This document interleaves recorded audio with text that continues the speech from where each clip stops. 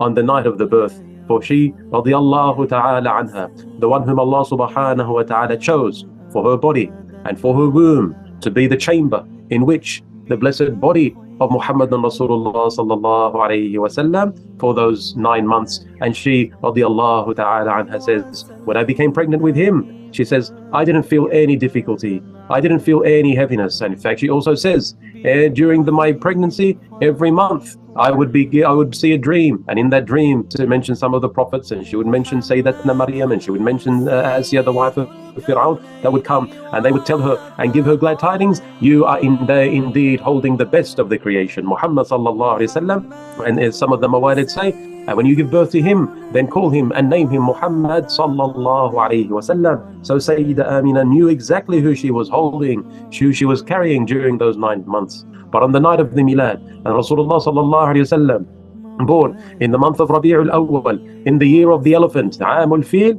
and Allah subhanahu wa ta'ala had protected Mecca.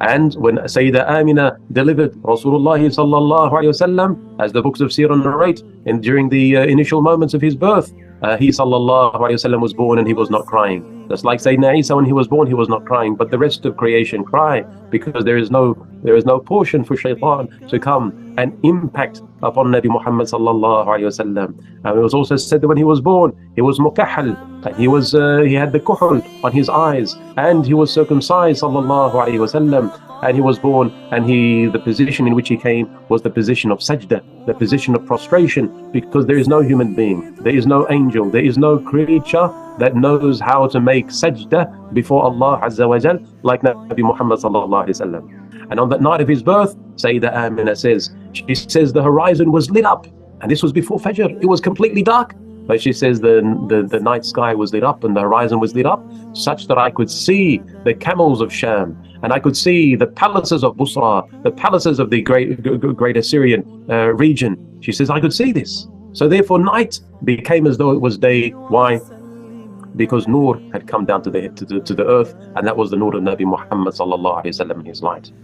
And also one of those midwives that was there, she says, I witnessed as though the stars of the sky were about to come and unite with the earth. And so there was a celebration in all of the existence, that Sayyidina Jibreel alayhi salam came down on that night of the Milad, and there were angels that were there, and they took the blessed body of Rasulullah sallallahu alaihi wasallam and placed it in a cloth, and they made tawaf of it around the heavens, around the various creatures, around the creation on the night of the Milad, such as the angels and the creatures all celebrated the birth of Rasulullah sallallahu alaihi wasallam, such that there was nothing left on earth except that it recognized and it knew of the news and the event of the birth of Rasulullah sallallahu alaihi wasallam.